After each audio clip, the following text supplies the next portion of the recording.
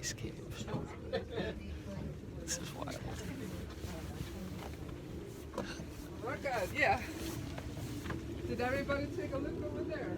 Yeah. Yes. Okay, this is the next thing I'm going to explain. Yeah, this is supposed to be a replica of a crevasse, which is just basically a deep.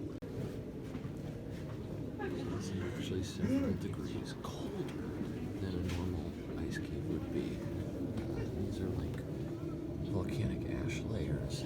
This is the most recent, second most recent from, that's 2014, this is 2010, you know, all the way down. It's pretty wild stuff.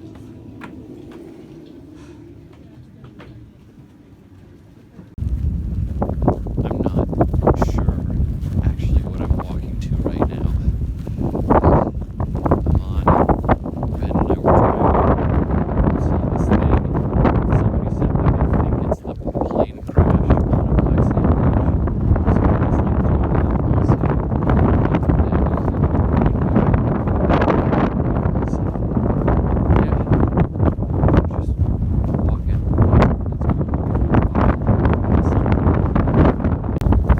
So it's like really hard. I can't pronounce the name of the place, but it's pretty cool. Spiders poke out of the ocean, and like more notably over there, where I'm headed right now.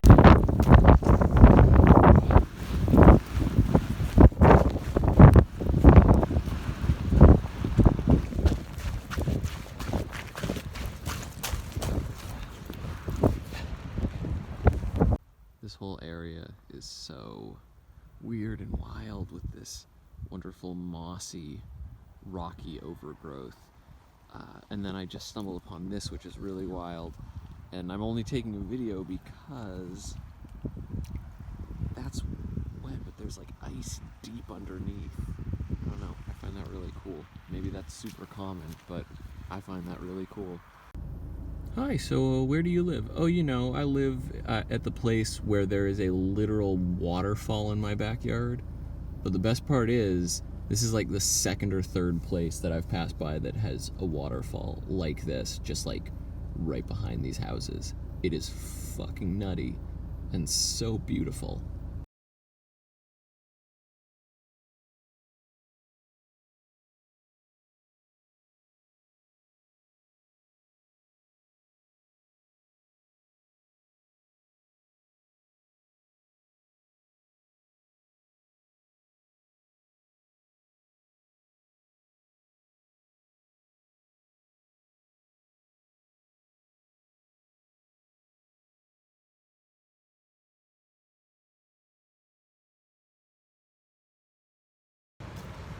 Initially I walked over here and was like, oh, it's just another black sand beach. But Diamond Beach has like ice washed ashore, which is very, very surreal.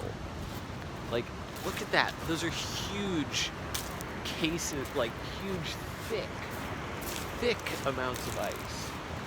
Just all ashore. It's pretty wild. And then there's the black sand element, which is equally bizarre. But yeah, like, look at this thing.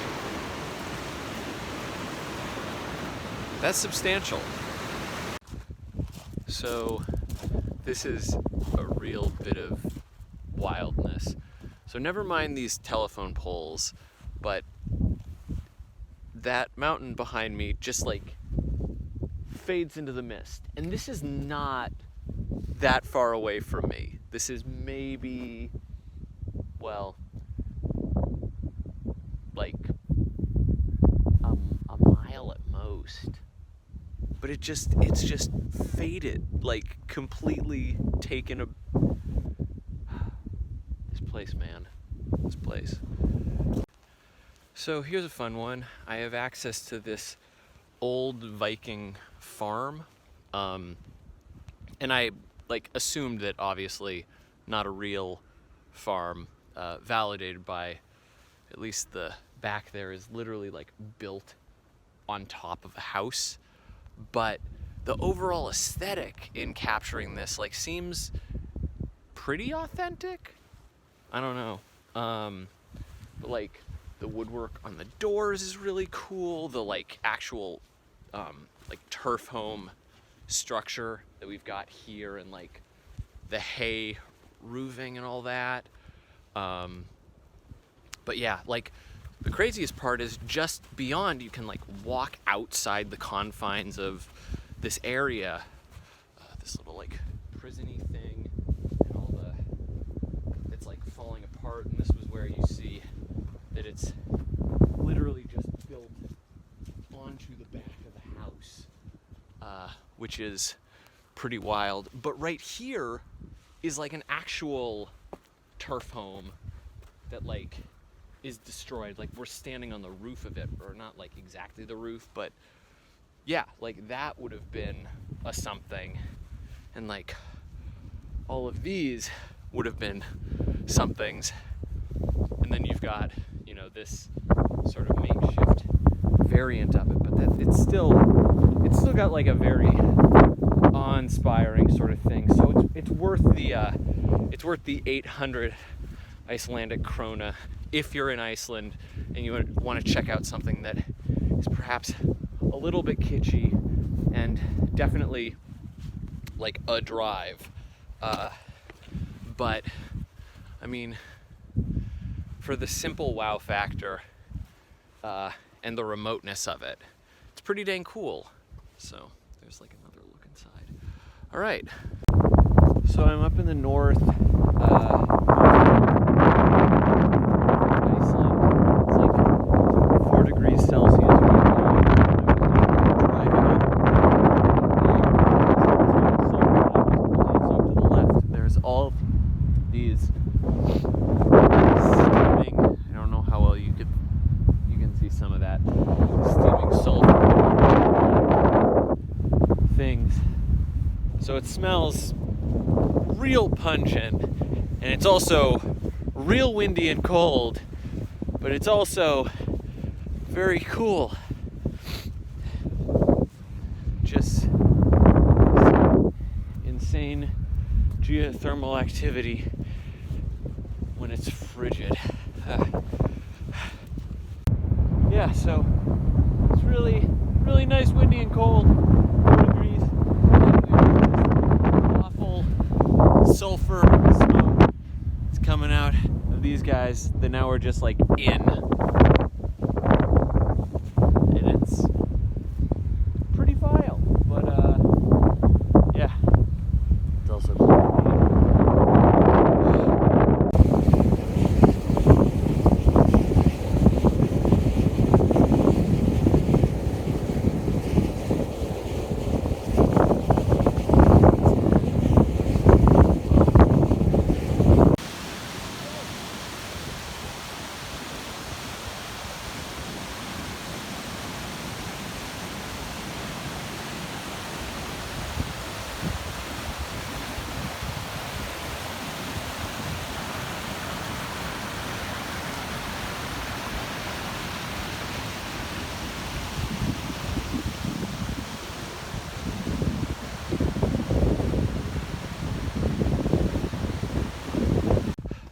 So I'm currently in the process of climbing up Vatnajökull, which is a volcano. I'm assuming inactive, but I'm on the Snæfellsnes Peninsula right now, and there are just a ton of, you know, paths that lead to volcanic sites. So yeah, actually reaching the top here, and ooh, what a nice view of a lot of greenery. Not what one would expect in a volcano, but I presume that means that the sky is rather inactive, and I think there's more path ahead. I think I'm headed to another volcano in a moment, so yeah, that's what I'm up to.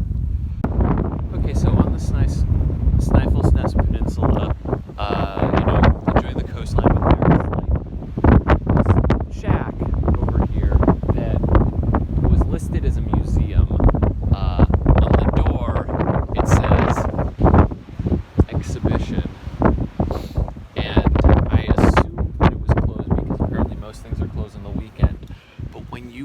inside, this is what greets you.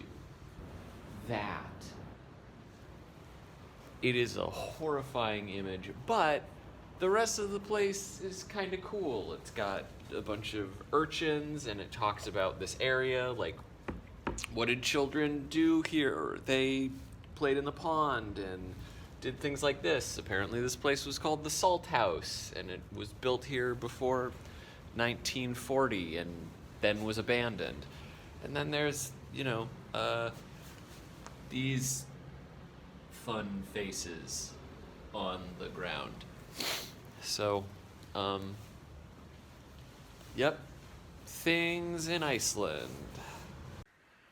So I have been climbing up a canyon, like literally walking up it. Thanks, Micro Spikes. And it's really cool, incredibly surreal and serene. It's got, icicles there. I've definitely reached a part where the snow is much, much softer, so this might be the end of my journey, and also there's been the slightest amount of snowfall, although it seems to have stopped since I've started recording. And then I've also been hearing these birds, and they're just soaring around back and forth there. Maybe you'll catch a few, but yeah, I don't know what type of birds they are, but they're really they make some fun sort of crow-esque sounds. But yeah, the legend has it that within this canyon there lived a half troll and his daughter, and there's some that I skimmed the information, so I apologize that I don't have all of it, but then there's the attached legend that he still watches over this canyon. I think it's because he's preventing people from reaching his daughter, so maybe this massive bit of snow is to prevent me from getting his daughter, because I'm single, yo. Okay, so I did make it all the way up. But now this part is fucking impossible, and it's really loose. Like it's like just stone and a little bit of snow. So I think this is where I stop going, and now I just slide down. Oh Jesus, that was terrifying. Yeah, that would have been rough. Getting down is going to be very tricky. Oh jeez. I'm out of the cave. These Germans who I keep running into were sledding down to the bottom there, so I'm gonna try my hand at it, because of course. Oh. Yeah, you get some speed. You get some definite speed. Look out!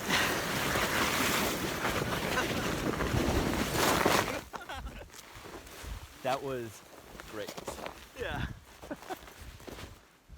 Oh, I'm gonna feel that in my legs tomorrow. I'm overlooking the Bouthlector crater. I believe that's how you say it. This large peak that overlooks the peninsula, and then I started way back where that little black speck is. It's one of the few or only wooden churches. It was constructed in 1840 something. There's long-standing history there.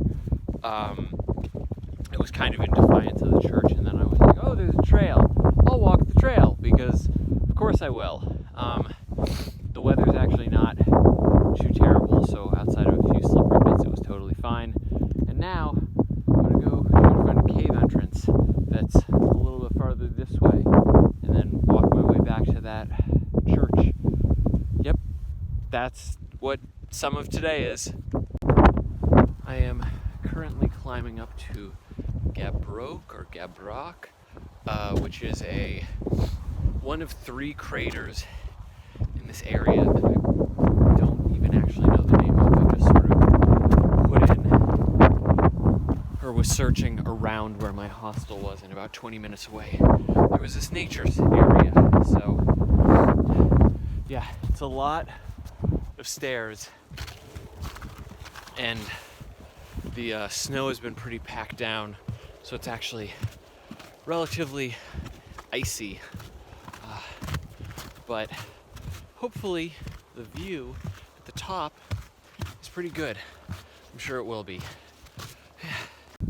So I am directly atop the crater right now, and actually right beyond me there are what appear to be some like archaeological remains or something.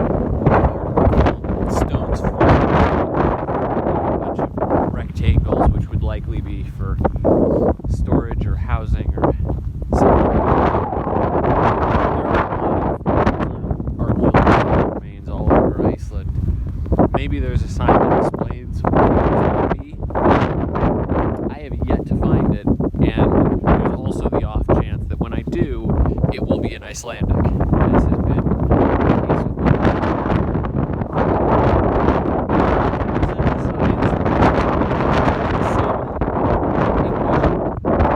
but in some cases it's just like your SOL. But yeah, here is sort of a look at the crater. It's very powdery and white. There is the other crater over there, and I have no idea where the third one is. Maybe it's just beyond that one. Quite a spectacular view.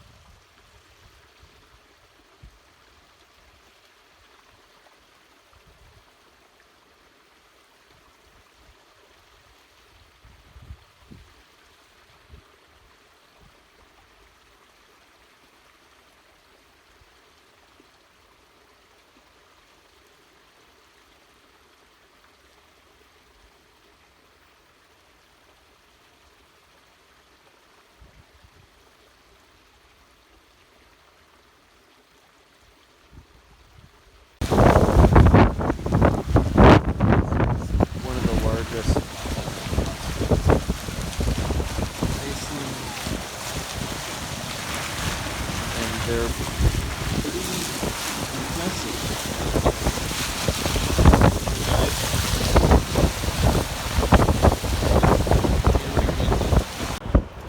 I am at a gas station in Iceland, and would you like some Doritos? Cool American?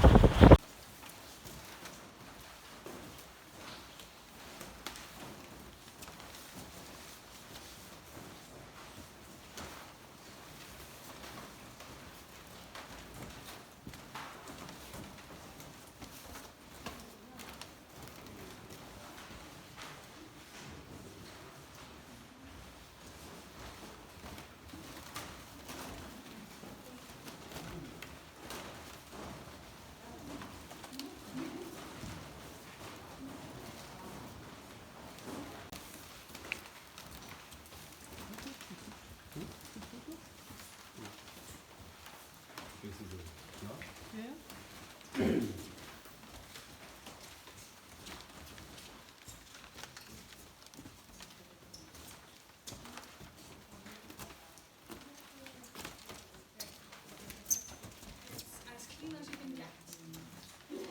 Purified while it's on its way through the water.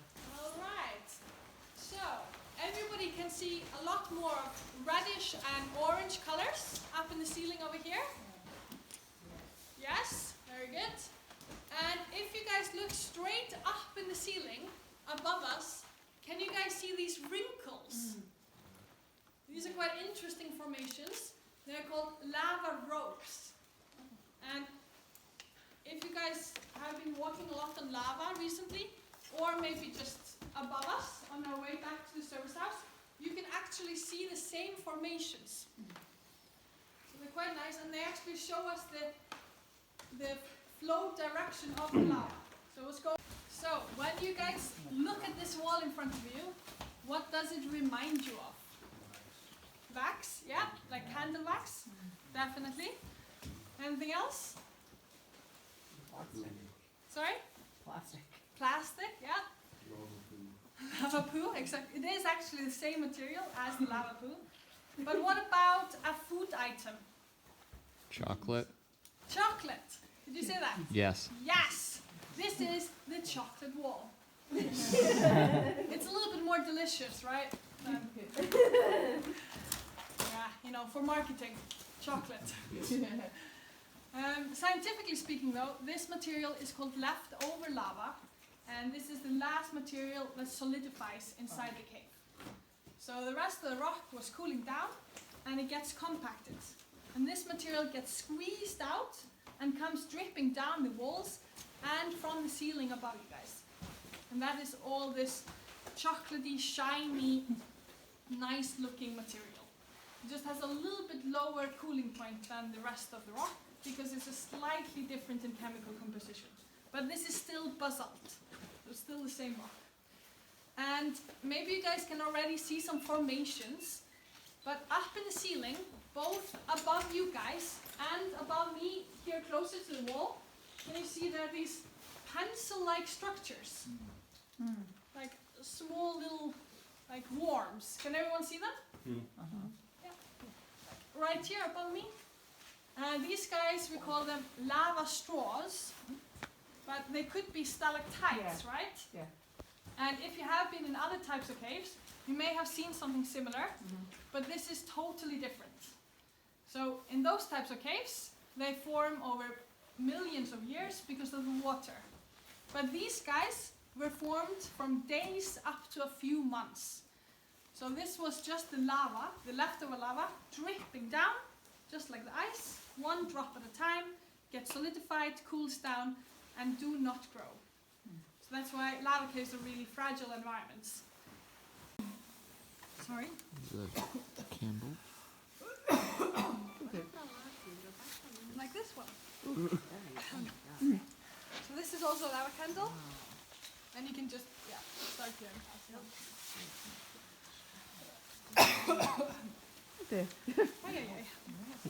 Alright. And then I have here another purple one, which is quite nice to see the colors. And you can see the pores and the bubbles. Yeah. If you look around. Underneath it looks like an aero. Yeah. An aero bar. So yeah, that's why it's quite nice to just touch it and see how smooth and different it is.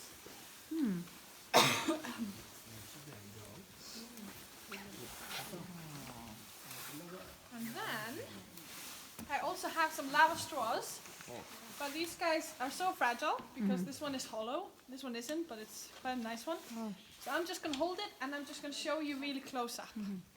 Alright, and you can see inside it. Look at this little boy. He's just a boobling and a bobbling. All that little splash of water bits. I got you on video saying that.